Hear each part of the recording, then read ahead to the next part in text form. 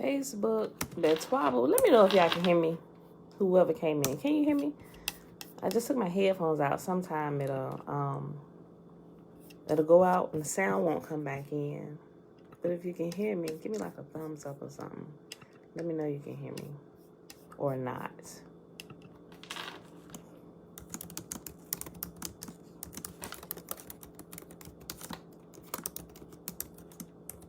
Guess you don't want to let me know. You went back out. Too scared to say I can hear you. Can't hear you. Okay. No problem. Maybe I just ended in Tiffany. Can you hear me? I see Tiffany come in. Sweet. Okay. All right. I just had to check because sometimes when I got my headphones in, if I forget to take them out, if I take them out after I've already started recording, it'll mess with the sound. I just want to double check it.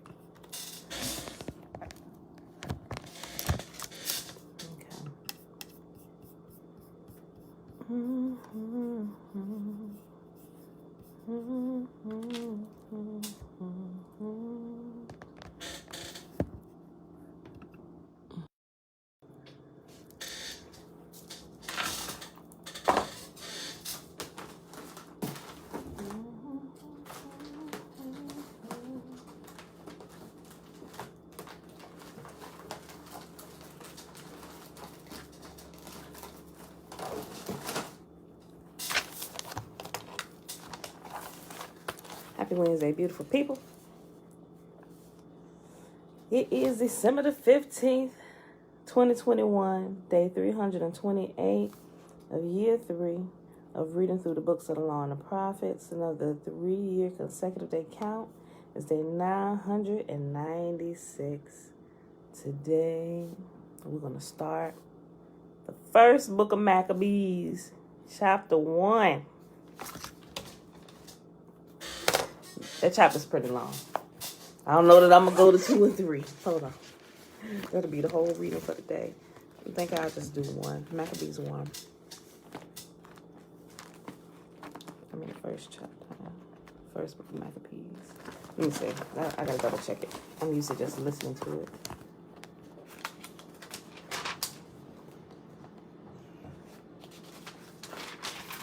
We're going to do it. Okay, we're going to read it. Okay, so the first one is the first chapter in the first book of Maccabees is 64 verses. The second chapter is 70 verses, and the third chapter is 60 verses. We're going to do it. We're going to do it. We're going to do it. We're going to do it.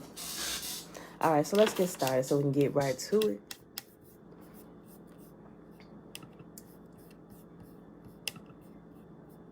Okay. All right, y'all.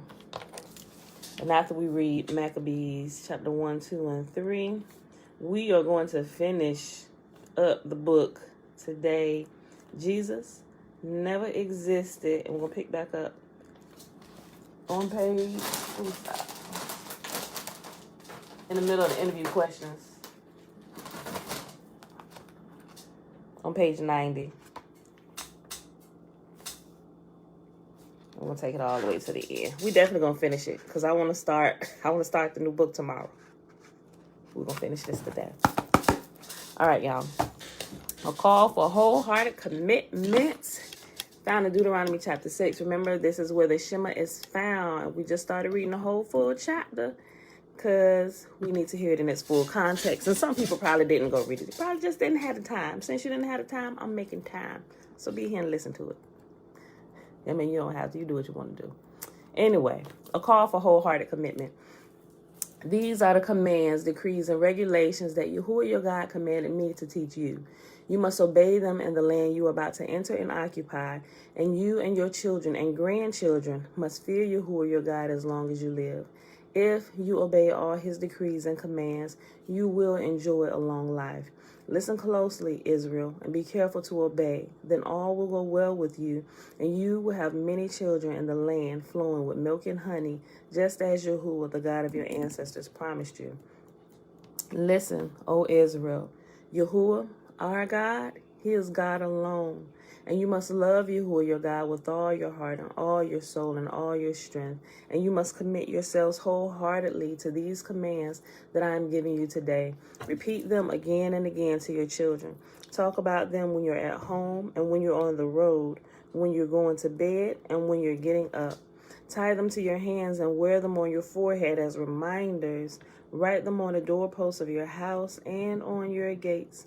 And Yahuwah your God will soon bring you into the land he swore to give to you when he made a vow to your ancestors, Abraham, Isaac, and Jacob. It is a land with large, prosperous cities that you did not build. The houses will be richly stocked with goods you did not produce. You will draw water from cisterns you did not dig, and you will eat from vineyards and olive trees you did not plant. When you have eaten your fill in this land, be careful not to forget Yahuwah, who rescued you from slavery in the land of Egypt. You must fear Yahuwah your God and serve him. When you take an oath, you must use his name only. You must not worship any of the gods of the neighboring nations, for Yahuwah your God, who lives among you, is a jealous God. His anger will flare up against you, and he will wipe you from the face of the earth. You must not test Yahuwah your God as you did when you complained at Massa. You must diligently obey the commands of Yahuwah your God, all the laws and decrees he has given you. Do what is right and good in Yahuwah's sight, so all will go well with you. Then you will enter and occupy the good land that Yahuwah swore to give to your ancestors. You will drive out all the enemies living in the land, just as Yahuwah said you would. In the future, your children will ask you, what is the meaning of these laws, decrees, and regulations that Yahuwah our God has commanded us to obey? Then you must tell them, we were Pharaoh's slaves in Egypt, but Yahuwah brought us out of Egypt with his strong hand. Yahuwah did miraculous signs and wonders before our eyes, dealing terrifying blows against Egypt and Pharaoh and all his people.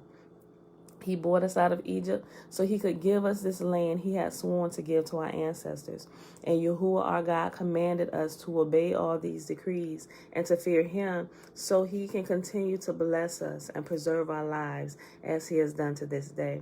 For we will be counted as righteous when we obey all the commands Yahuwah our God has given to us. Jen, good morning. Shalom.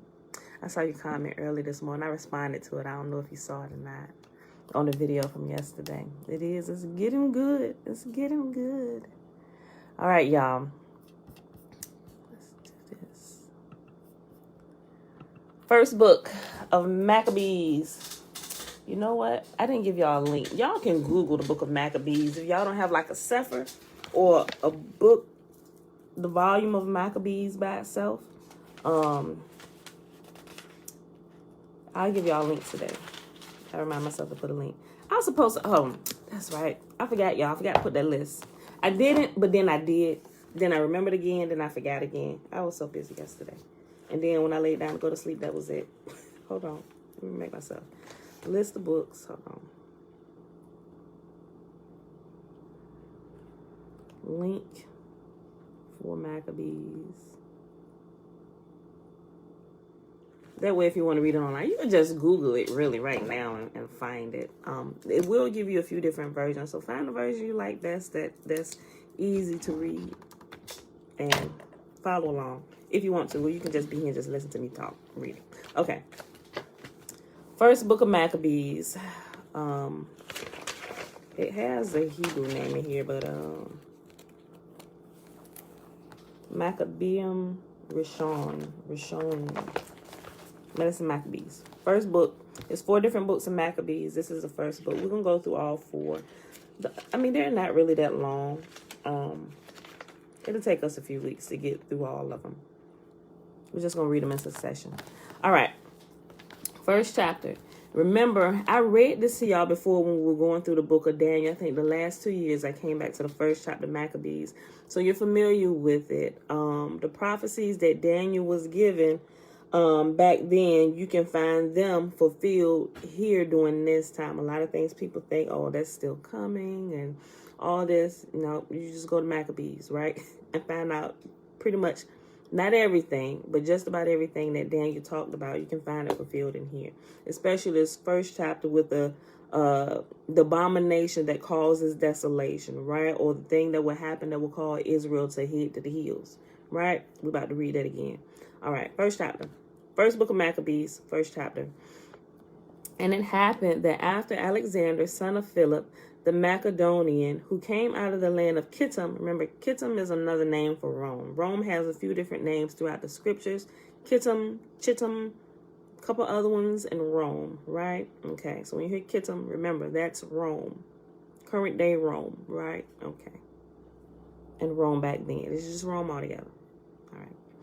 And it happened that after Alexander, son of Philip, the Macedonian, or here it has Macedonians, the Macedonian, who came out of the land of Kittim, had smitten Darius, king of the Persians and Medi, and he reigned in his stead, the first over Yavan, and made many wars and won many strongholds and slew the kings of the earth. He went through to the ends of the earth and took spoils of many nations, so much so that the earth was quiet before him, whereupon he was exalted and his heart was lifted up. And he gathered a mighty strong host and ruled over countries and nations and kings who became tributaries unto him. And after these things he fell sick and perceived that he should die. Wherefore, when he called his servants, such as were honorable and had been brought up with him from his youth, and parted his kingdom among them while he was yet still alive. So Alexander reigned 12 years and then died, and his servants bore rule, everyone in his palace. And after his death, they all put crowns upon themselves. So did their sons after them many years, and evils were multiplied upon the earth. And there came out of them a wicked root, Antiochus, named Epiphanes, son of Antiochus the king, who had been a hostage at Rome, and reigned in the 137th year of the kingdom of the Yavanim. In those days went there out of Yasharal, or Israel, wicked men, who persuaded many, saying, let us go and cut a covenant with the heathen that are round about us. For since we departed from them, we have had much sorrow. So you got Israelites defecting to Rome, right? Brothers and sisters, like, you know what? Let's go make a pact with the enemy, right? And Daniel talks about that. In those days went there out of Yasharal, or Israel, or Yisolili, or Yisaela. Let's talk about Israel, right? If you go over to India, the parts of Israel, you will hear them refer to Israel as Yisolili, right? Okay. That's an interesting fact. Maybe you didn't know. I shared it before, but just in case you didn't know. In those days went there out of Yasharal wicked men, who persuaded many, saying, let us go and cut a covenant with the heathen that are round about us. For since we departed from them, we have had much sorrow. So this device pleased them well. Then certain of the people were forward herein, that they went to the king, who gave them license to do after the ordinances of the heathen, meaning they put away the commands of Yah to keep like the commands and statutes and things of Rome and Kittim, which was completely against the laws of Yah. Yahuwah is one. Yes, thank you. Amen. May Yahuwah bless you all too. Then certain of the people were straightforward herein, that they went to the king, who gave them license to do after the ordinances of the heathen, whereupon they built a place of exercise at Jerusalem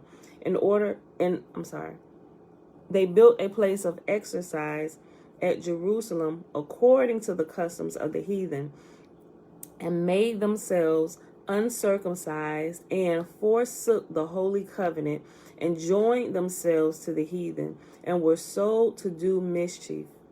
And when the kingdom was established before Antiochus, he thought to reign over Mitzrayim, or Mitzrayim is another name for Egypt during that time. He thought to reign over Mitzrayim, that he might have the dominion of 2 realms. Wherefore he entered into Mitzrayim with a great multitude, with chariots and elephants and horsemen, and a great navy, and made war against Ptolemy, the king of Egypt. But Ptolemy was afraid of him and fled, and many were wounded to death. Thus they got the strong cities in the land of Mitzrayim, and he took the spoils thereof. And after that Antiochus had smitten Mitzrayim, he returned again in the 143rd year, and went up against Israel and Jerusalem with a great multitude, and entered proudly into the sanctuary, and took away the golden altar, and the menorah of light, and all the vessels thereof, and the table of the showbread, and the pouring vessels, and the vials, and the censers of gold, and the veil, and the crown, and the golden ornaments that were before the temple, all which he pulled off. He also took the silver and the gold and the precious vessels. Also he took the hidden treasures which he found, and when he had taken all away, he went into his own land, having made a great massacre and spoken very proudly. Therefore there was great mourning in Israel in every place where they were, so that the princes and the elders mourned, the virgins and the young men were made feeble, and the beauty of the women was changed. Every bridegroom took up lamentation, and she that sat in the marriage chamber was in heaviness. The land was also moved for the inhabitants thereof, and all the house of Jacob was covered with confusion. And after 2 years fully expired the king. And after 2 years fully expired, the king sent his chief collector of tribute unto the cities of Yahud, or it's a region in the land of Judea, who came unto Jerusalem with a great multitude, and spoke peaceable words unto them, but all was deceit. Remember how Daniel talks about he's going to win them over, which people label the Antichrist, is going to win them over by peace or with flattery. They're talking about Antiochus, right? They ain't talking about Satan, right? I know that's what they teach you. That might trigger you a little bit, but I'm telling you, reading is fundamental to your learning and your life. And after 2 years fully expired, the king sent his chief tax collector of tribute unto the cities of Yahud, who came unto Jerusalem with a great multitude, and spoke peaceable words unto them, but all was deceit. For when they had given him credence, he fell suddenly upon the city, and smote it very sore, and destroyed much people of Yasharal, or Israel. And when he had taken the spoils of the city, he set it on fire, and pulled down the houses and walls thereof on every side. But the women and children they took captive, and possessed the cattle.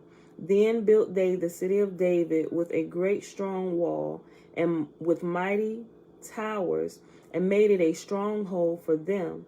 And they put therein a sinful nation, wicked men, and fortified themselves therein. So they took over the camp of David, the city of David. Shayla, hey girl, hey, great rising.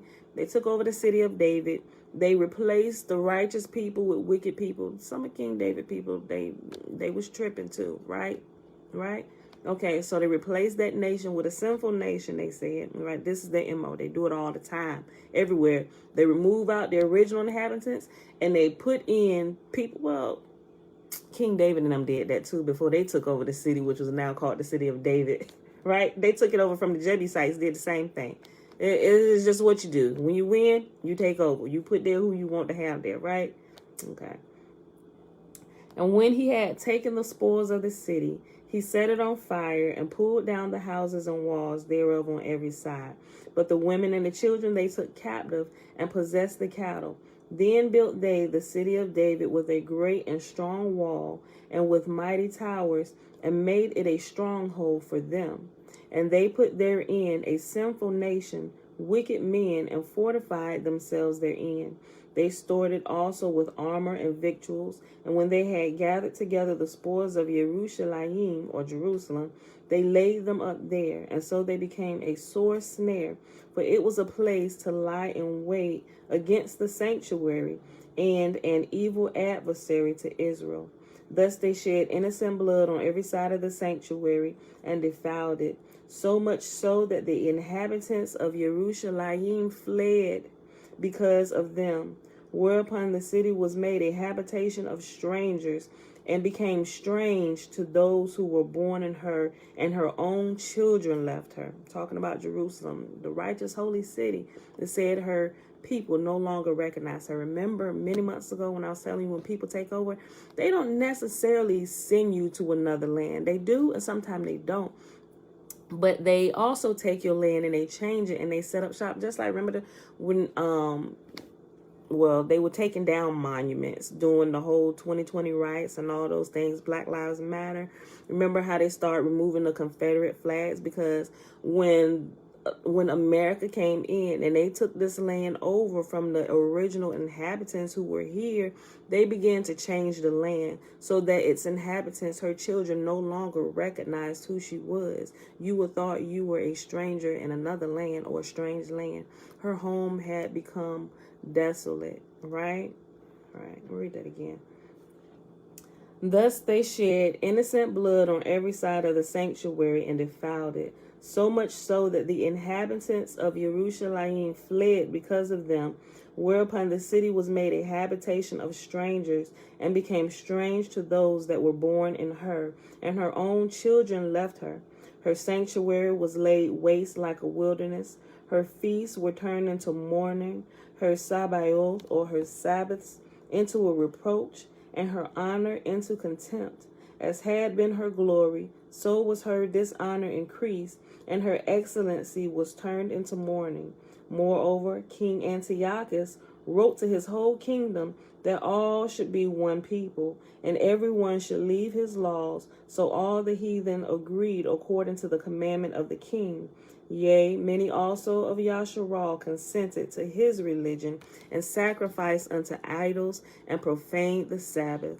For the king had sent seraphim, or sephers, or scrolls, by messengers unto Jerusalem and the cities of Yahud, that they should follow the strange laws of the land, and forbid burnt offerings and sacrifice and drink offerings in the temple, and that they should profane the Sabbath and feast days, and pollute the sanctuary and holy people.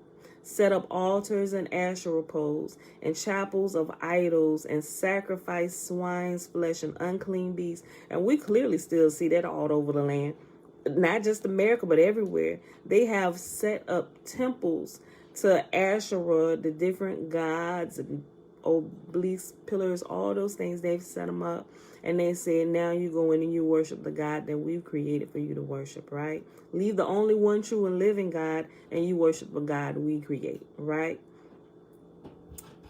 For the king had sent seraphim by messengers unto Jerusalem and the cities of Yahud, that they should follow the strange laws of the land, and forbid burnt offerings and sacrifice and drink offerings in the temple, and that they should profane the Sabbath and feast days, and pollute the sanctuary and holy people, set up altars and Asherah poles and chapels of idols, and sacrifice swine's flesh and unclean beasts, that they should also leave their children uncircumcised, and make their souls abominable with all manner of uncleanness and profanation, to the end that they might forget the Torah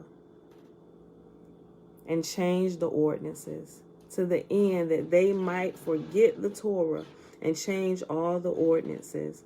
And whosoever would not do according to the commandment of the king, he said that he should die. So he pretty much said, we're going to change everything. Everybody going to do as we say. You're going to worship the gods we say worship. And if you don't, you're going to die, right? And so a lot of Jerusalem, those who stayed in the land, chose to live, right? But live under the current kings of this new tyrant king's tyranny, right? And they gave up the Torah. And they began to do these things that not only profaned their land, but profaned themselves. And they became abominable to their creator, right? I'll read it again. Let me just go back up. Verse 44. Mom, shalom. For the king had sent seraphim by messengers unto Jerusalem and the cities of Yahud, that they should follow the strange laws of the land, and forbade burnt offerings and sacrifice and drink offerings in the temple, that they should profane the Sabbath and feast days, and pollute the sanctuary and holy people, set up altars and Asherah poles and chapels of idols, and sacrificed swine's flesh and unclean beasts, that they should also leave their children uncircumcised and make their souls abominable with all manner of uncleanliness and profanation, to the end that they might forget the Torah and change all the ordinances. And whosoever would not do according to the commandment of the king, he said he should die. In the selfsame manner wrote he to his whole kingdom, and appointed overseers over all the people, commanding the cities of Yahoo to sacrifice, city by city. Then many of the people were gathered unto them, to wit, everyone that forsook the Torah, and they so committed evils in the land, and drove Yasharal into secret places, even wheresoever they could flee for help. So the children of Israel, who didn't submit to the king and his tyranny and forsaking the Torah, those were the ones who fled. But there was a good amount of Israel that chose to stay. Right? They chose to stay. They was like, well, we rather live under a tyrant king. And so you fearing this tyrant king more than you fear your maker? I'm leaving. Everybody that's coming with me, you better go. Let's go. We leaving right now. If we get caught, we get caught. But we gonna get caught fleeing.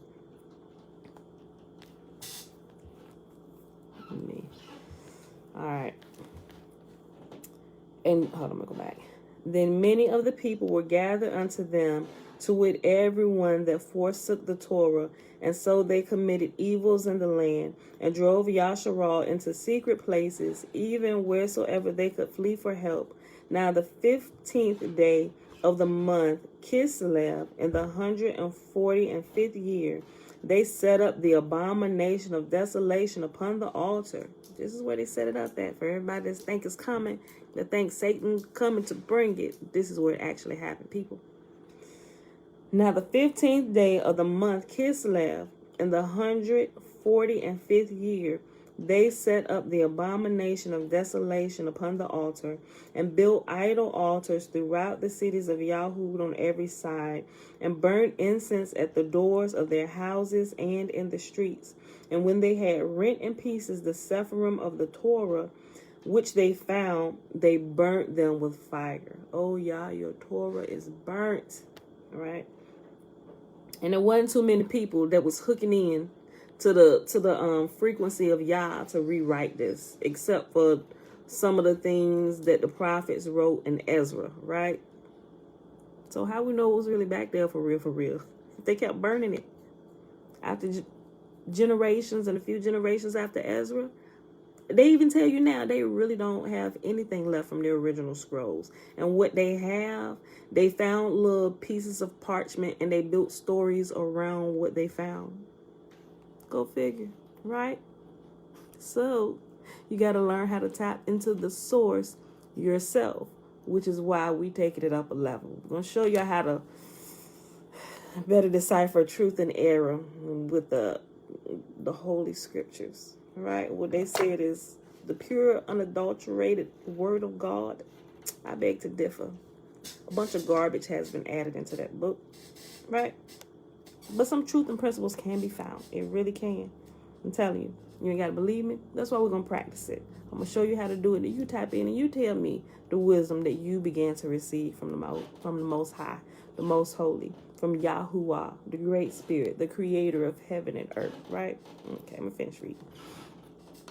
I'm going to go back. Verse 54. Now the 15th day of the month Kislev, in the 145th year, they set up the abomination of desolation upon the altar, and built idol altars throughout the cities of Yahud on every side, and burnt incense at the door of their houses and in the streets. And when they had rent in pieces the Sepharim of the Torah which they found, they burnt them with fire. And whosoever was found with any sefer of the covenant, or if any committed to the Torah, the king's commandment was that they should put him to death. Thus did they, by their authority, unto Yasharal every month, to as many as were found in the cities. Now the 25th day of the month, they did sacrifice upon the idol altar, which was upon the altar of Elohim. at which time, according to the commandment, they put to death certain women that had caused their children to be circumcised. Like they were killing the women that was keeping the Torah, teaching their children, we're going to keep these commands regardless of what they say. We can't get out of here. We'll be here serving y'all till they come kill us and take us away, right? At which time, according to the commandment, they put to death certain women that had caused their children to be circumcised. And they hanged the infants about their necks, and rifled their houses, and slew them that had circumcised them. Howbeit many in Yasharal were fully resolved, and confirmed in themselves not to eat any unclean thing. Wherefore the rather to die, that they might not be defiled with meats, and that they might not profane the holy covenant. So then they died. So then we die. Right?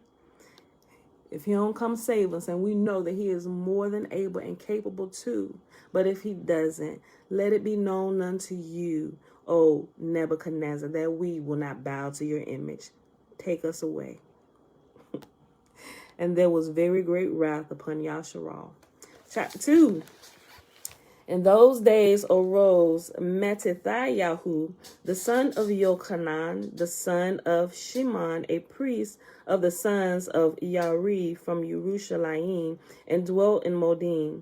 And he had 5 sons: Yochanan, called Kaddis; Shimon, called Thasi; Yehuda, who was called Maccabee; Eleazar, called Avaran; and Jonathan, who was surnamed Aphas. And when he saw the blasphemies that were committed in Yahud and Yerushalayim, he said, Woe is me! Wherefore was I born to see this misery of my people and of the holy city, and to dwell there, when it was delivered into the hand of the enemy, and the sanctuary into the hand of strangers? Her temple is become as a man without glory. Her glorious vessels are carried away into captivity. Her infants are slain in the streets. Her young men with the sword of the enemy. What nation has not had a part in her kingdom and gotten of her spoils? All her ornaments are taken away. Of a free woman she has become a bondservant. And behold, our sanctuary, even our beauty and our glory, is laid waste, and the other nations have profaned it. To what end, therefore, shall we live any longer? Then Mattathiyahu is Matthew. That's the name. I'm going to just say Matthew, y'all. Then Matthew and his sons rent their clothes and put on sackcloth and mourned very sore. In the meanwhile, the king's officers, such as compelled the people to revolt, came into the city Modim to make them sacrifice. And when many of Yasharal came unto them, Matthew also and his sons came together. Then answered the king's officers and said to Matthew on this wise, You are a ruler and an honorable and great man in this city, and strengthened with sons and brethren. Now therefore come you first and fulfill the king's commandment, like as all the heathen have done. Yea, and the men of Yehuda also, and such as remain at Yerushalayim, so shall you and your house be in the number of the king's friends, and you and your children shall be honored with silver and gold and many rewards. Then Matthew answered and spoke with a loud voice. Though all the nations that are under the king's dominion obey him and fall away, every one from the belief of their fathers, and give consent to his commandments, yet will not I and my sons and my brethren walk in the covenant of our fathers. Far be it that we should forsake the Torah and the ordinances. We will not hearken to the king's words, to go from our belief either on the right hand or the left. Now when he had left speaking these words, there came one of the Yahudim in the sight of all to sacrifice on the altar which was at Modim, according to the king's commandment. Which thing when Matthew saw, he was inflamed with zeal, and his mind trembled, neither could he forbear to show his anger according to the judgment. Wherefore he ran and slew him upon the altar. Whew. Not in my face, not on my watch. They gonna get me while I'm getting you, but you would not dare profane the Torah and Yahuwah's commands while I live in this city, right? Also the king's commissioner who compelled men to sacrifice, he killed at that time, and the altar he pulled down. Thus dealt he zealously for the Torah of Elohim, like as Peniach did unto Zimri, the son of Shalom. And Matthew cried throughout the city with a loud voice, saying, Whosoever is zealous of the Torah and maintains the covenant, let him follow me. So he and his sons fled into the mountains, and all left that ever they had in the city. Then many that sought after justice and judgment went down into the wilderness to dwell there, both they and their children, and their women, and their cattle, because afflictions increased sore upon them. Now when it was told the king's servants and the host that was at Jerusalem in the city of David, that certain men who had broken the king's commandment were going down into the secret places in the wilderness, they pursued after them a great number, and having overtaken them, they camped against them and made war against them on the Sabbath. And they said unto them, Let that which ye have done hitherto suffice. Come forth and do according to the commandment of the king, and ye shall live. But they said, We will not come forth, neither will we do the king's commandment to profane the Sabbath. So they then gave them battle with all speed. We're going to get to you right here, right now. I love it. So then they gave them the battle with all speed. Howbeit they answered them not, neither cast they a stone at them, nor stopped the places where they lay hid, but said, Let us die all in our innocency. Heaven and earth will testify for us that ye put us to death wrongfully. So they rose up against them in battle on the Sabbath, and they slew them with their women and children and their cattle to the number of 1,000 people. Now when Mattatyahu and his friends understood thereof, they mourned for them right sore. And one of them said to another, If we all do as our brethren have done, fight not for our lives in Torah against the heathen, they would now quickly root us out of the earth. At that time, therefore, they decreed, saying, Whosoever shall come to make battle with us on the Sabbath, we will fight against him. Neither will we die all as our brethren that were murdered in the secret places. Then came there unto him a company of Hasdaeans, who were mighty men of Yasharal, even all such as were voluntarily devoted to the Torah. Let me go back up. When they came to them on the Sabbath, when I was just saying when they gave them the battle with all speed, it wasn't Israel that gave them the battle with all speed. It was the enemy that gave them battle with all speed. And they purposely came, it just clicked while I was reading it. They fought with them on the Sabbath because they knew that they wouldn't profane the Sabbath, which is why they overtook all of them, because fighting on the Sabbath is considered work. Now, had I been there that day, we probably would have been profaning the Sabbath left and right, because I ain't going down without a fight. I'm just saying, which is probably why I was born in the generation I was born, because had I been born back in the days of picking cotton, as soon as they would have said something wrong to me and I got the strength and I thought it through, I probably wouldn't have lived too long, right? They would have got me. They would have had to think of some stuff to get me, because I would have been quiet. I wouldn't let my anger get the best of me too fast.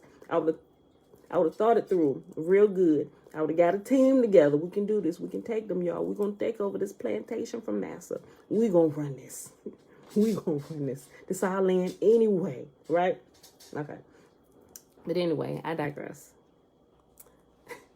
It was the enemy that came with them with all speed, and they didn't fight back because it was the Sabbath, which is why when we get down here, they said, listen, if this happens again on the Sabbath, we're going to fight, right? I'm going to read 39, then we'll keep going. Now, when Matthew and his friends understood thereof, they mourned for them right sore. And one of them said to another, If we all do as our brethren have done, and fight not for our lives in Torah against the heathen, they will now quickly root us out of the earth. At that time, therefore, they decreed, saying, Whosoever shall come and make battle with us on the Sabbath, we will fight against them. Neither will we die all as our brethren that were murdered in the secret places. Then they came there unto him a company of Hasdaeans, who were mighty men of Yasharal, even all such as were voluntarily devoted unto the Torah. Also, all they that fled for persecution joined themselves unto them, and were a stay unto them. So they joined their forces, and smote sinful men in their anger, and wicked men in their wrath. But the rest fled to the heathen for help. Then Matthew, and his friends went round about, and pulled down the altars. And what children soever they found within the coast of Yasharal uncircumcised, those they circumcised valiantly.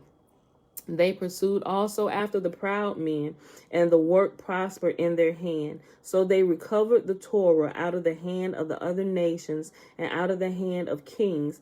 Neither suffered they the sinner to triumph.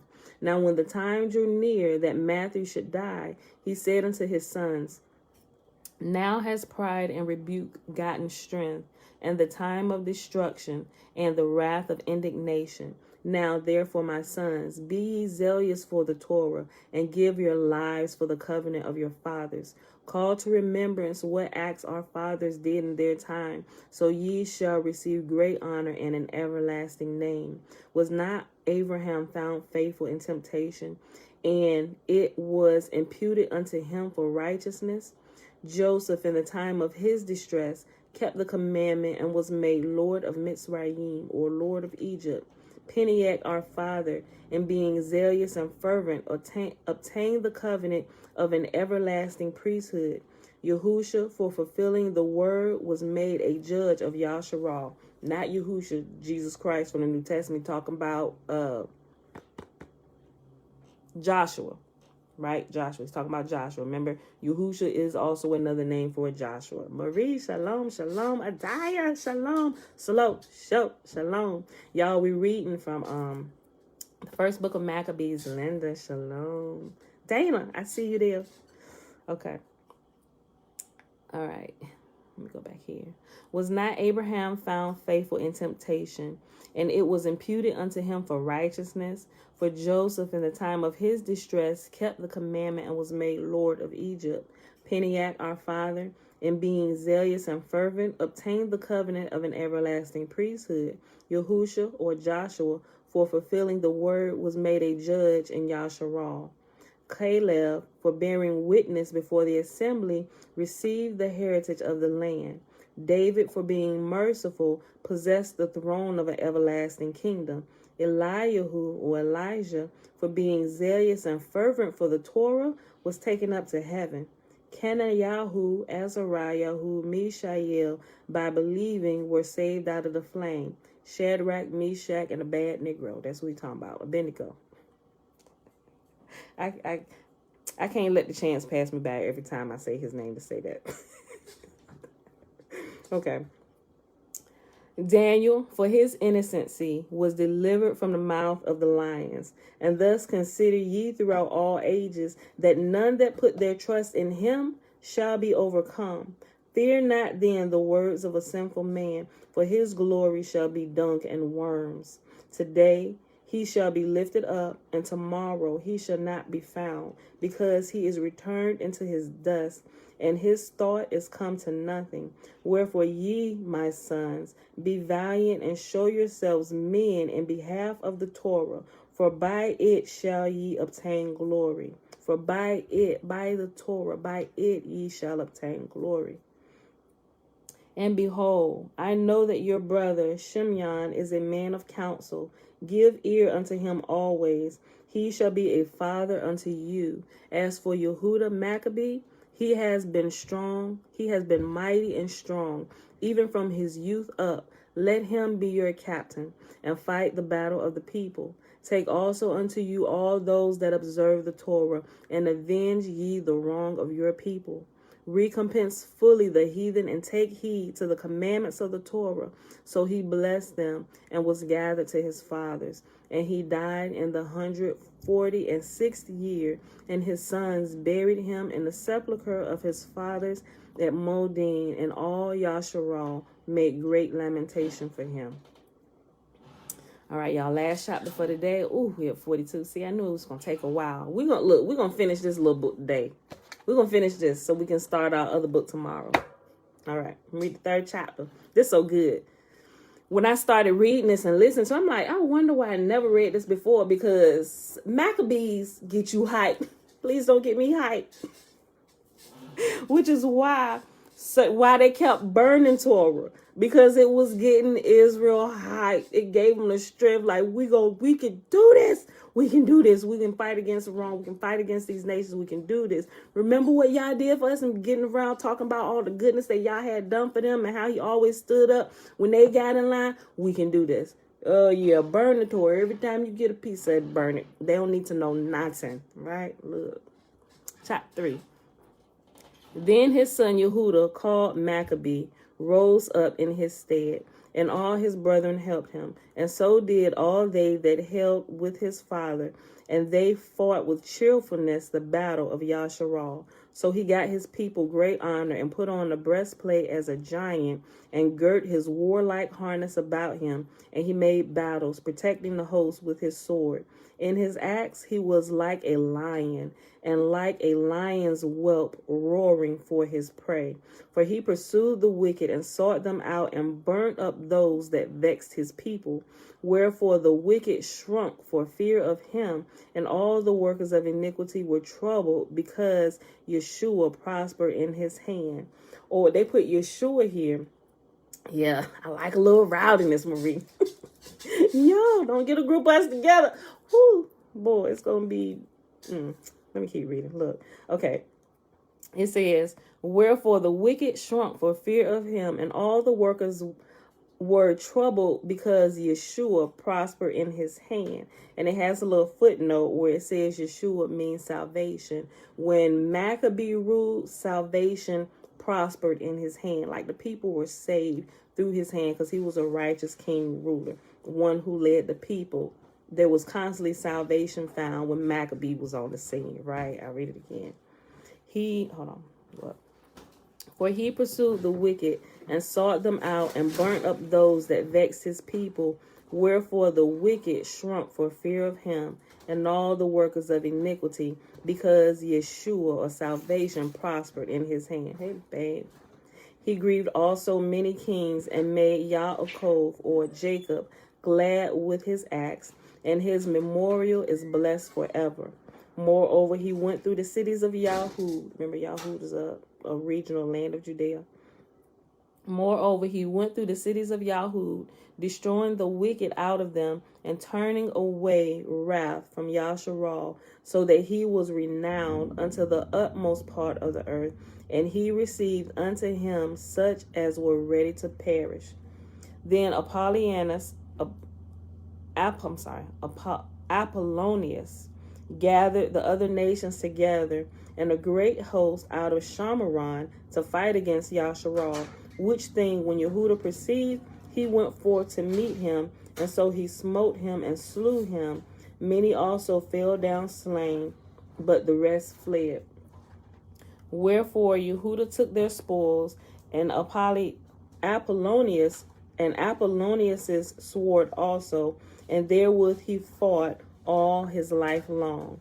Now when Suron, a prince of the army of Aram, heard that Yehuda had gathered unto him a multitude and company of the faithful to go out with him to war, he said, I will get me a name and honor in the kingdom, for I will go fight with Yehuda and them that are with him, who despise the king's commandment.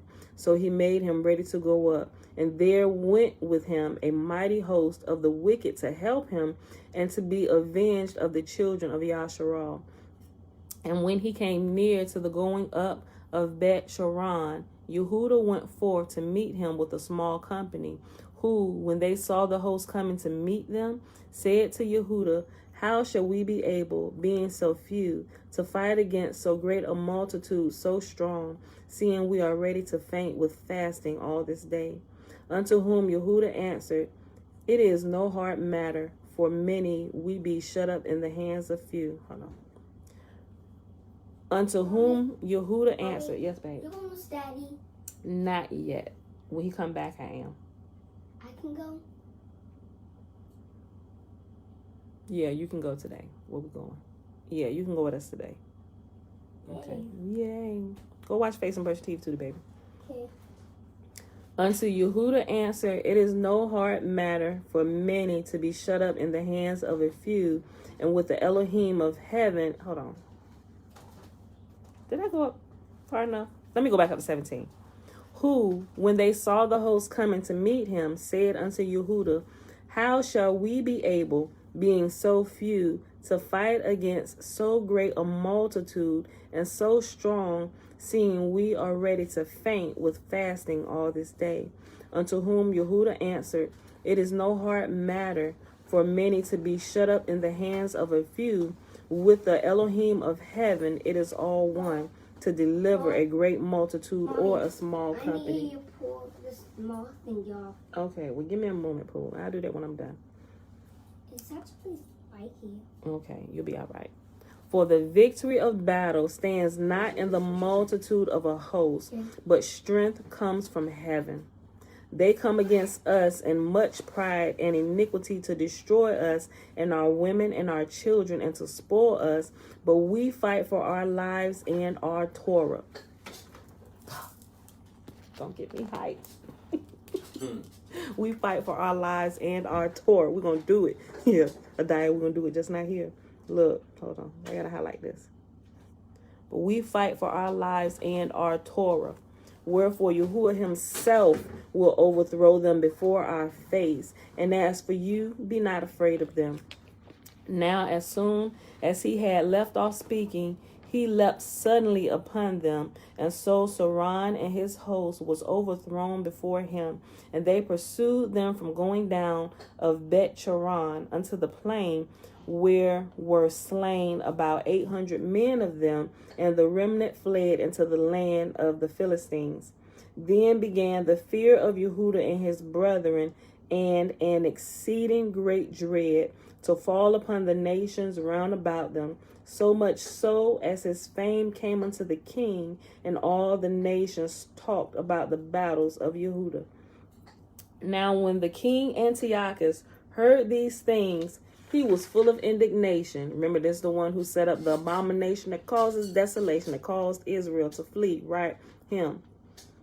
This Antiochus. Now when King Antiochus heard these things, he was full of indignation, and he sent and gathered together all the forces of his realm, even a very strong army. He opened also his treasure and gave his soldiers pay for a year, commanding them to be ready whensoever he should need them. Nevertheless, when he saw that the money of his treasures failed, and that the tributes in the country were small, because of the dissension and plague which he had brought upon the land, and taken away the Torah, which had been of old time, he feared that he should not be able to bear the charges any longer, nor to have such gifts to give so liberally as he did before. For he had abounded above the kings that were before him. Wherefore, being greatly perplexed in his mind, he determined to go into Persia, there to take the tributes of the countries and to gather much money. So he left Lysis, a nobleman, and one of the blood royal, to oversee the affairs of the king from the river Perath unto the borders of Mitzrayim. Remember, Mitzrayim is Egypt. And to bring up his son Antiochus until he came again. Moreover, he delivered unto him the half of his forces and the elephants, and gave him charge of all things that he would have done, as also concerning them that dwelt in Yahud and Jerusalem, to wit, that he should send an army against them to destroy and root out the strength of Yasharal, Israel, and the remnant of Jerusalem, and to take away their memorial from that place, and that he should place strangers in all their quarters, and divide their land by lot. So the king took half of the forces that remained, and departed from Antioch, his royal city, the 147th year, and having passed the river of Perath, he went through the high countries. Then Lysis chose Ptolemy, the son of Dorymenes, Nicanor, and Gorgias. All right. Remember what time we gotta go pick that up. Yeah, but Okay. call me when you're done. Okay. All All right. Then Lysis chose Ptolemy, the son of Dorymenes, Nicanor, and Gorgias, the mighty men of the king's friends, and with them he sent 40,000 footmen and 7,000 horsemen to go into the land of Yahud and to destroy it, as the king commanded. So they went forth with all their power and came and pitched by Yemen in the plain country. And the merchants of the country, hearing the fame of them, took silver and gold very much with servants, and came unto the camp to buy the children of Yasharal for slaves. A power also of Aram and of the land of the Philistines joined themselves unto them. Now when Yehuda and his brethren saw that miseries were multiplied, and that the forces did encamp themselves in their borders, for they knew how the king had given commandment to destroy the people and utterly abolish them, they said to one another, Let us restore the decayed fortune of our people, and let us fight for our people in the sanctuary. Then was the assembly gathered together, that they might be ready for battle, and that they might pray and ask mercy and compassion. Now Jerusalem lay void as a wilderness. There was none of her children that went in or out. The sanctuary also was trodden down, and the aliens kept the stronghold. Remember, not aliens, but alien people of Rome, different people that came and took them over. They were considered aliens, not outer space. Okay. Now Jerusalem lay void as a wilderness. There was none of her children that went in or out. The sanctuary also was trodden down, and aliens kept the stronghold. And I brought that out because I know there are some teenagers watching. I talked to a few of them, and they're really confused about some things. So I want to make sure I'm clear on a lot of terms. So don't think I'm, being facetious or something. But I want to make sure that they really understand too what is being said. Okay.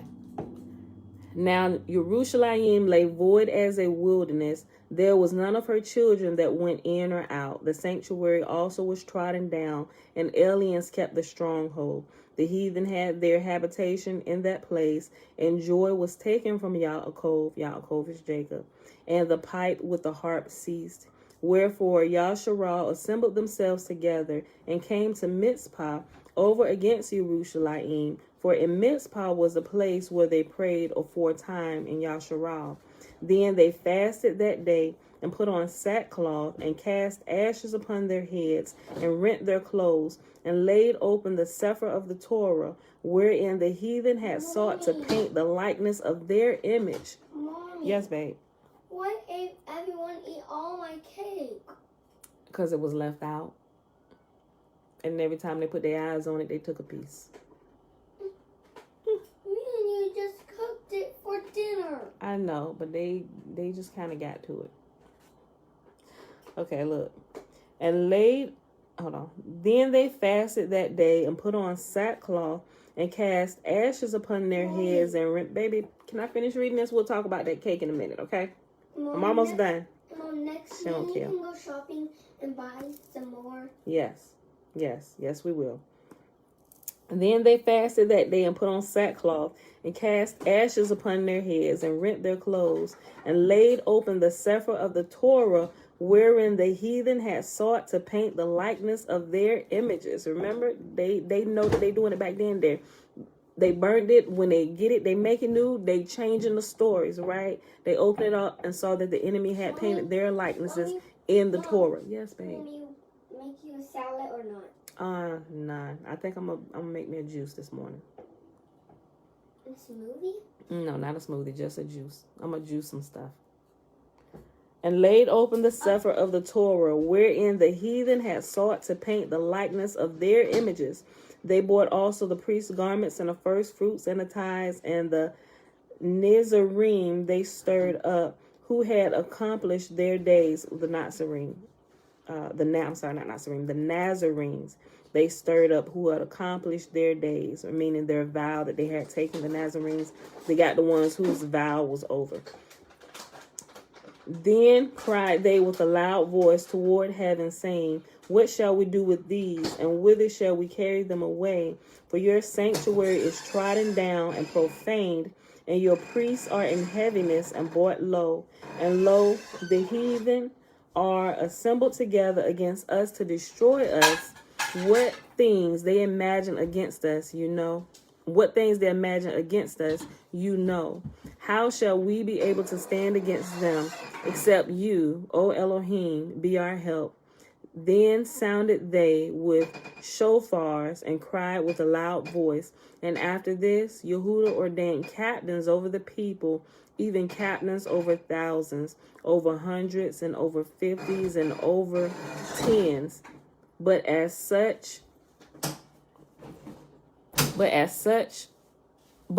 for such as were building houses, or had betrothed women, or were planting vineyards, or were fearful, those he commanded that they should return, every man to his house, according to the Torah. We don't need no scaredy cats with us. Y'all going back home.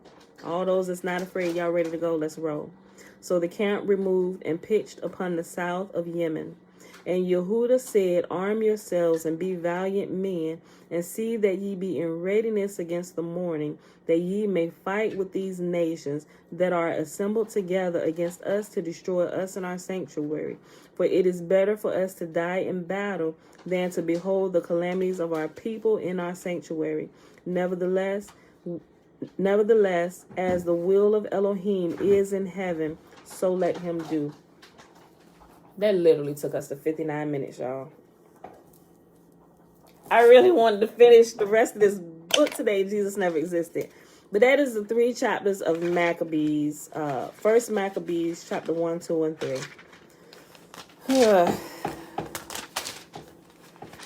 What I'm going to have to do so we can finish this, I may have to cut Maccabees down to 2 chapters a day, just so we can get in the book reading.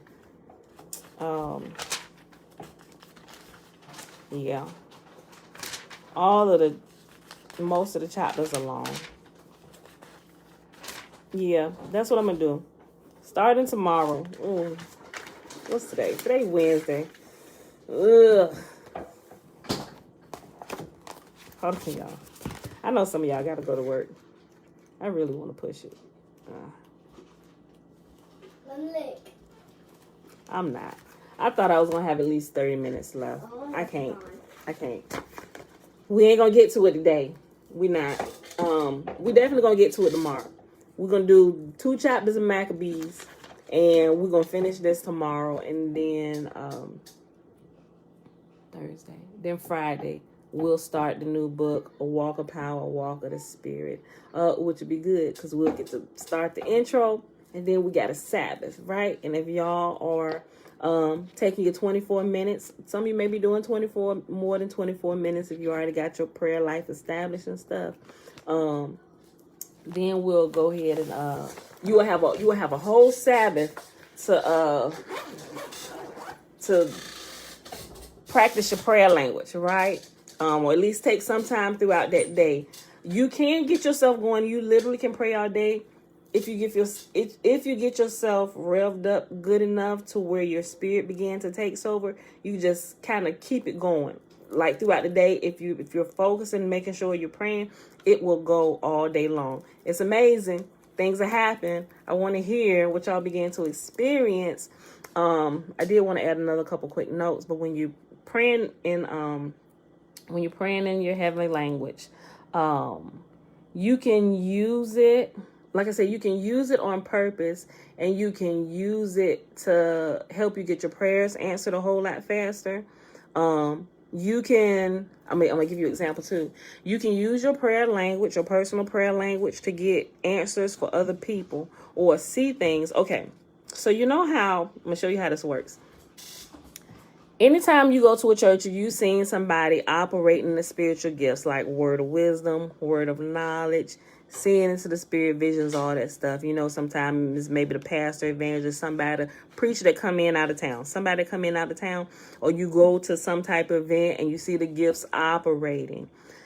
When you see that happening, that means they have spent some time praying in tongues, right? They're tapped in. Either they got it revved up before that service to get it going so they're able to operate in those gifts where they can give you a word of knowledge or a word from the Lord, right?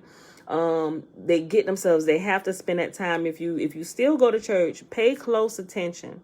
Really pay close attention. Some will move their mouths. You don't have to pray in tongues out loud. You can when you're first starting off, when you first train yourself. It's a way to train yourself, to keep yourself going. Then once your spirit takes over, you hear it take over. Turn it down. Thank you. You can go quietly, because remember, it's about focusing yourself and quieting down everything else, so you can tap in to the frequency that Yah is on, and you can hear things, right? So you can also use it when you're tired, you're having a rough day. You just pull aside some time and you go pray. I can't tell you how long. I'll tell you though, like if you're experiencing maybe like a depression or some type of feeling or whatever, you can pray until you get that, which church would term it as a release in your spirit, or you feel that whatever that heaviness is, you'll feel it lift, right? Okay, that really works. So even when you're tired, like when you're at work, I remember years ago when I was working at the shipyards. Shucks, this was right after I had gotten out the military.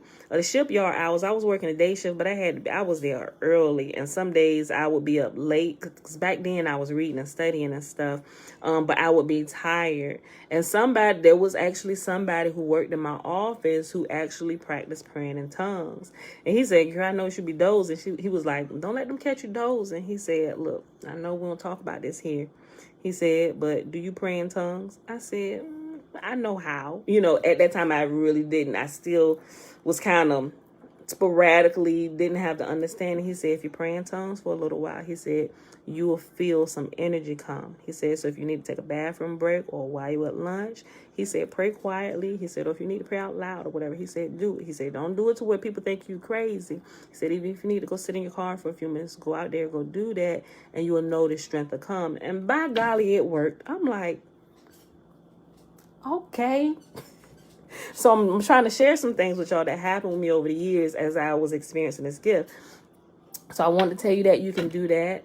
You can also, you don't have to just pray it like talking. You can sing it. I'm not sure if Jen is still here, but she experienced this the other day that she shared with me. She said something she never experienced before. She actually began to sing in tongues. I'm assuming she was praying and then the song came and she began to sing it. Yes, Jen. Hey, okay. So, but she began to sing. She said it was new. She had never experienced it before. But also there is let's call it a secret, because I haven't really I kind of understand it, but not fully, right? You can take your praying in tongues up a level by singing, right? Okay, so I learned this by looking into some other things, and I remember different instances when I would go to church and different people who I knew who would pray in tongues a lot. There was like a difference between the ones who sung in tongues and those who actually just spoke in tongues. I don't know, y'all. It's just kind of like it's levels to it, and I paid attention to it. But what happens is, when you sing in your tongue, your prayer language or your mantra, whatever you want to call it, right? When you sing in that, you get on the singing frequency, right? And the best way I know how to describe this, when you get on that singing frequency, you kind of get on that level where the angelic realm is present, right? And it seems like it brings the spirit of Yah, or you feel the presence of Yah a whole lot faster. I don't know. It's just the frequency, which is why yesterday when I talked to you, you don't even have, I was telling you don't have to use words. You can use sounds, like you can use primordial sounds, like India, different places who meditate, they use like their Om, and it doesn't have to be those. It's a sound that resonates through your body that causes the frequencies to come in line with the unseen realm. Like, it's like when you listen to music, the same thing happens. Like if you listen to music, I know for a fact, if you listen to gospel music or any type of worship music, you can tell the difference between the different songs that are sung when they've tapped into that frequency of Yah, it seems like some songs are, like church would say, are more anointed, and it'll take you right into the presence of the Lord when you listen to those songs versus other praise and worship songs, because they happened upon the principle that they operated in. So now that I understand, like I said, I can't really give you like the technical terms for it. I can just explain to you what happens, right? And if you practice it, you will know it to be true. So I'm kind of just like taking notes. And so I know to take it up a level when you pray in tongues, you can start singing. Now, if you can't hold a note in the bucket with a handle inside of a box, inside of a shopping cart, put on a song.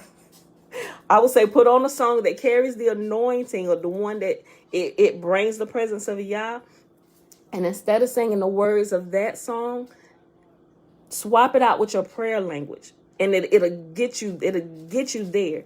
And it'll help you tap into the spiritual realm a whole lot faster, right? It's laws that supersede other laws, just like in aerodynamics, right?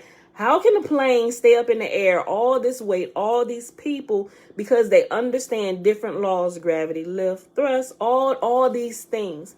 There are laws in place, in order, and you have to follow those laws, or you're going to if you violate those laws, you'll find yourself in trouble. But you can operate on a law that supersedes that law, to where if you violate, like the law of gravity, right? People want to argue about law of gravity. Okay, so if you're standing on top of a building and you go to jump down, you're breaking the law of gravity, and you're going to meet a swift death, or you're going to break yourself up really good if you don't begin to operate on another law that causes you to fly and gain altitude and come back up, right? Which is what planes do. They operate on different levels to supersede lower level laws in order to accomplish their purpose a whole lot faster, whereby you can traverse the world a whole lot faster than walking, riding a bus, driving your car. It's like singing in tongues. It moves you like a plane. You get there a whole lot faster. So I'm trying to give you all these things before we start, give you more than enough information. If you forget, just come back and watch the videos and just begin to practice it. Because I want y'all to see that this really does work, and it will help you in your study of Torah and wading through the garbage and the truths and the untruths and all the internet pastors and prophets and all these things and all the scare tactics, all the Zoom doom and gloom prophecies people are putting out, and all of these things. It'll help you wade through all of this, right? So that's why I said we have to take it up a notch, right? Because I'm up here and I'm looking at some of these things, even with the Hebrew roots movement, the Israel waking up. It's just like, guys, y'all, come up a little bit higher. Come up a little bit higher so you can see what I can see, right? And some Israelites say it's evil to do so, and those that say that have not experienced it. They have not experienced the presence of Yah, because those who've actually have experienced it and actually use that gift or spiritual law principle, they'll know that there's truth to it. And it's not, like I said yesterday, the last couple of videos, it's not just for Christians or spiritual people. Anybody can operate on these. Yes. Cowboys of your birthday actually come up and we can get some ice cream, cupcakes, and a birthday cake. Okay, I will tell them. Which is why I'm taking you through the process of the different books, so you can see people operating in this spiritual gift or this universal principle that Yahuwah has set here for everybody. It's set there for when we need information. We don't really know what's going on, and we really need to tap into Yah. Okay, what is going on here, right? We're able to tap into that frequency, get in line with that frequency, and get answers to our problems and bring them back here in this 3D realm and operate, right? So, and I started telling you this saying, I'm going to show you what the pastors in them do before they start laying hands on you and being able to see that. This is how psychics and all those things can do this. They spend time connecting to that realm so they can pull out information and give it to people. And some people prostitute the gift, or they take it and they charge people for prophecies or the seances or crystal ball readings, all these things, when they're using the same thing that I'm teaching you about. That's there. Anybody can use it. That's why I want to bring the different perspectives, people who are not religious that are using this and showing you how to do it, that everybody can do. So you're not fooled by people and them getting you over emotional and you're not thinking straight, right? It's not something that's evil, although people teach you about it, and if they're really lacking understanding, they're gonna miss a whole lot of points. And when, especially if you go looking for it and you start running to the teachings about the Kundalini, I'm telling you, I ran into that. Freaked the mess out of me, and I stopped using this gift, right? Because of that, I was like, oh, I want to make sure I ain't invoking demons and stuff, and but I'm like, I cannot negate or forget what's happened to me or what happens to me when I use that gift, right? It's like when it takes you to a higher level where the unseen teacher can begin teaching you and lead you and guide you, right? And it keeps people from getting one up on you, right? So I'm going to show you how to do it. Willie, shalom. If you go back a couple days ago, I gave the video a couple days ago where it was like 2 hours. Go back to that video. Go back to that video a couple days ago where it was 2 hours. I forget the title of it. But start at the hour point and listen to me. And now I explain to you how. I give you step by, I show you how. Matter of fact, go back and listen to the last couple days videos. Jump to the point where I start talking about it at the end of the video. Because each day I'm giving you more and more information to help you along. Especially those who don't have or feel like they don't have a prayer language. I'm showing you how it works. And you can use it to say you'll get the same benefits, right? Okay, so what pastors and them would do, they would actually spend some time, whether they're chanting or they're praying in tongues, to align themselves to the spiritual realm so they can be able to pull information out. We have a friend, my sister's at work, I didn't see her come in yet, but we have a friend, and she's like real, called Holy Ghost filled Bible church thumpers, right? She pray in tongues all the time. Okay, so when she had started praying in tongues, she was praying for her pastor. The pastor had asked for prayer. I wasn't going to her church, but she told my sister about it. My sister was sharing it with me. And I'm like, oh, she don't realize what just happened. So what happened was, when you pray in tongues, like I say, if you have an issue with something you need to pray about, when you be like, okay, Father, I'm going to pray about this. And when you prayed all the words in English that you know how to pray about that, you can kind of just focus on that need and begin to pray in tongues. It's like you're directing the unseen language to that. You're focusing your energy on getting this problem right here solved, right? Okay. So our family friend, I was trying not to call, about to say her name. A family friend, she was praying for her pastor, right? And so she was in her prayer time and she began praying for him. So she began thinking about him. And as she was thinking about him and she was going in, she said she was going in praying in tongues. All of a sudden she had a vision. And in the vision, she saw the pastor, saw him, and he had sat down in a chair. And he took his shoes, he took his church shoes, and he took a bottle of oil and he poured it into his shoes and he put them on his feet. And that's what she saw. She's like, that was weird, and she kept on praying or whatever. So the next day she actually called. No, she went to the church. She said she went to the church and she told the pastor when she was praying for him what she saw. And she said the pastor looked at her like he was shocked, because he said, what's wrong? He said, I actually did that last night. I took my bottle of oil and I poured it in my shoes. And I was praying and asking God to increase the anointing that I walk in. I'm like, bruh, you can't make this stuff up. So that's why I'm like, y'all, we got to practice this.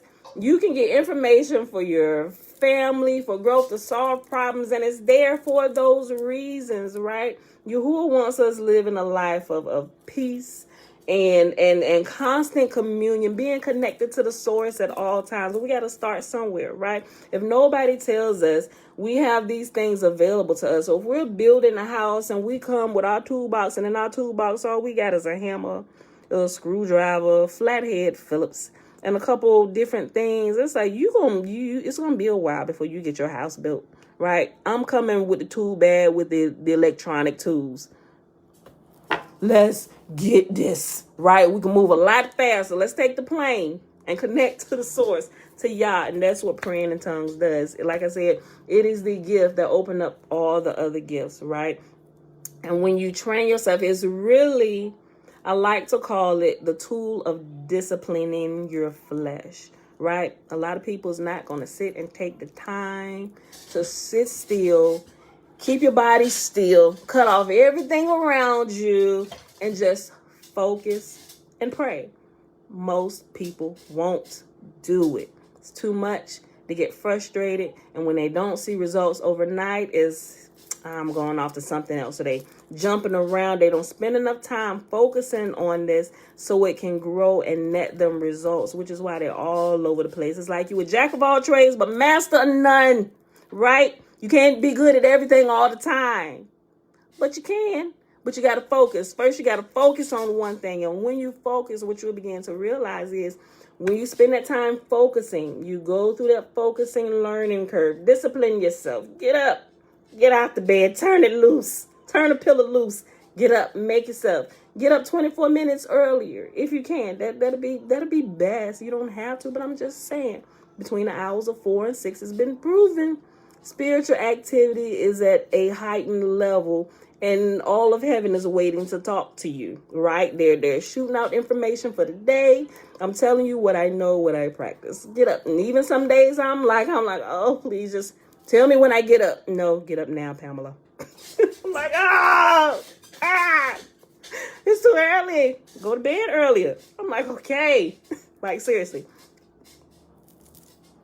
Me too, y'all. I'm telling you. So, but it is when you discipline yourself, when you submit yourself to discipline, you begin to grow. And at a certain point, you'll begin to gain altitude a whole lot faster. And you'll like they call it like the revelation knowledge or revelation knowledge. What's the other one? It's just a few of them. But all of those come out of that. It comes from disciplining yourself, right? But also, and I'm going to show you that this can be used by anybody, even vagabonds in the church, right? Because when you discipline yourself over a period of time and you submit yourself to it wholeheartedly, you will see changes in your life. Like I said, I want to focus on this for the next year because there's no way you can do this for a whole year and not be a different person in a year's time. I'm telling you what I know, what I practice, right? You see pastors that come to town. Maybe you have, maybe you haven't. Maybe you've seen some of the movies where they're showing the shenanigans from the church. And not just that, but even other little places that put on seminars and stuff, but they end up sleeping with the people that's coming to them to get help, right? Like some people can't even fathom that pastors would be doing this. They don't bring their wives when they go on these trips and seminars and stuff, and they sleeping with the men and the women. Don't matter.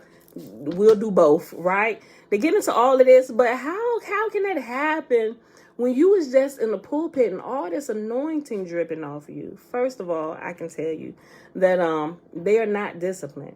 They found out how the gift works and they're using it. They're getting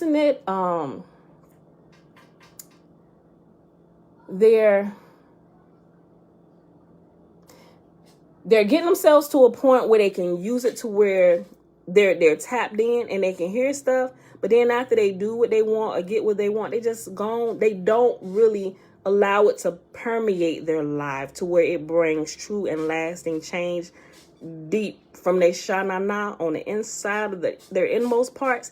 They don't allow that to happen. They use it enough to get the information that they know that they can pull. That's how you can go to soothsayers and crystal ball readers, because before they come out there for that day, they tap into the spiritual realm and keep it flowing for the day. So anybody that comes to them, they can see right into your life. They get that revelation knowledge, words of wisdom for your life. When they've tapped in. and they can see. They can call out names, sharp. They can call out phone numbers, right? That's what happens when you get there, because there's not time when you tap into the spiritual realm. There's not time. There's not space. Like, the information is right there. You can see it. You can pull it, and that's what they do. Pastors do it the same way, right? And some of them, believe it or not, there are faster ways to tap into the spiritual realm, i.e. drugs and stuff. And whenever I talk about it, I do not recommend that you do that ever, ever, ever. Not to tap into the spirit. Do not do that. You have some people who are spiritual that say it's healthy, it's a herb. Okay, I get that. But when you're doing this to help people grow, I would recommend that you teach them the manual way first. Right? When I first learned to drive, I learned to drive on a stick shift, right? Before I learned how to use the automatic. I would say learn how to do it manually. Start with the screwdriver, Phillips and the flathead first before we get you a drill, right? Because then you went through the proper protocols and you know the right way to do it. Then I would never say use drugs, but people do. My stance is don't do it at all, because you don't want to put yourself in a position where you become dependent on it, right? We see this happen a lot with people who get into the musical arts, right? They get hooked on drugs, because what happens, it pops that realm open to you, and you hear people say, I do my best writing when I'm high, or whatever type of drug they hear from the spirit realm. They get songs, hits and stuff, and it's true. It happens. They've learned how to use it, but they tried to take the shortcut, right? And it doesn't end well for people who take the shortcut most of the time, right? If they don't stop it, they get too far, they become dependent on it, and now it's like you can't function unless you got that high. We can't write that song. We can't even go out here and perform unless we get this with the drugs, A lot of people.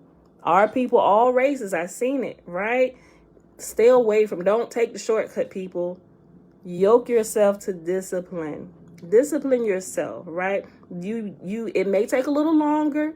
It may seem like everybody is growing a whole lot faster than you in school. Like, oh, you still back there. It might seem like you the tortoise and the hairs are just flying past you. Because I felt like that at one time. Like, everybody, these supernatural gifts, to say like they developing, and I'm just still, why is everybody moving so fast? And I asked for this and you ain't give it to me, but they doing it. My baby sister speaking in tongues. I'm like, oh, you know what? Yahuwah was taking me through a process so I could understand the details and what happens when you begin to yoke yourself to discipline, and you take not necessarily the long way home or the long road home, but I began to enjoy the journey, and I stopped focusing on how fast other people were moving. They're moving at their pace, walking on their path. I'm moving at the pace that was designed for me, because I didn't know my path would be a teacher, right? And teachers need to be able to break things down. I'm like, oh, so I'm okay with it now, which is why everything I do, it seems like extreme. You take it too long. Wait, all of that. That's just the path I'm on. That's the place. That's the path he put me on for this life, right? Because of what I'm supposed to be doing.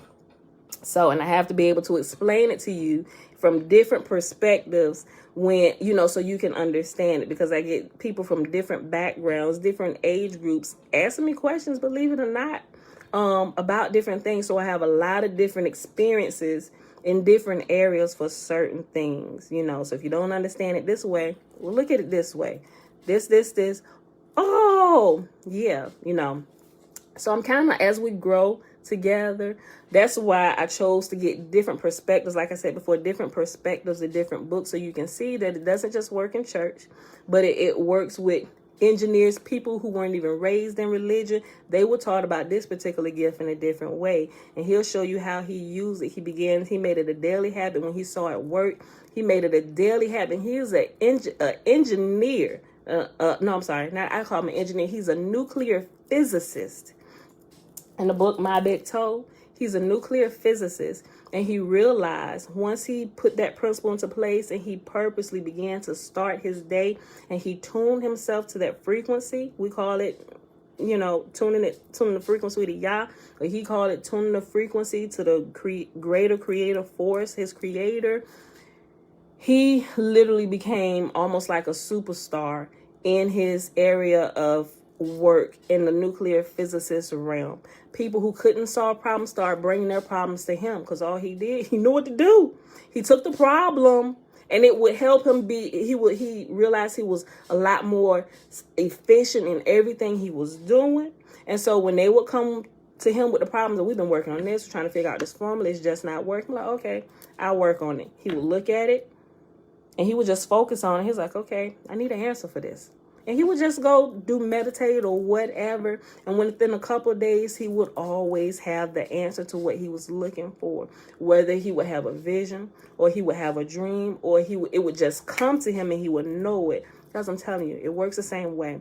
I want to remove all the scary parts from it. All the things that would seem demonic or stay away from it. I want to help you demystify. Is it mystify? We want to remove all the scary parts so you can see it bare bones of what it is and we can look at it together. And I want you to begin practicing it. That's why I said I'm not going to give you a tongue or a mantra. I'm going to show you how to do it. That way you won't be able to say I didn't perform some type of witchery on you or something or put you under a curse or a spell. I'm going to show you how to do it. You choose. You choose how long, how short, when, put on the song, sing it. I'm giving you a whole bunch of different ways to show you it works, right? So you can have your own personal experience and now you can make a good conscious decision and you can look, okay, it's something to this, right? And we can just kind of keep going. But anyway, that's enough for today. Yay, shalom, shalom. Oh, you over here on Facebook today. I'm used to seeing you over here on YouTube. Okay. I ain't gonna call Bella. She all the way upstairs. We're at an hour and a half. Okay. Yeah, so just to go back the last couple of days, Willie, towards the end. And I do a lot of explaining on the last couple of videos. Because like I said, I want to prepare you. Get you going. Yes. Okay. Hallelujah. Yahuwah is one. Okay. You're welcome, Adiah.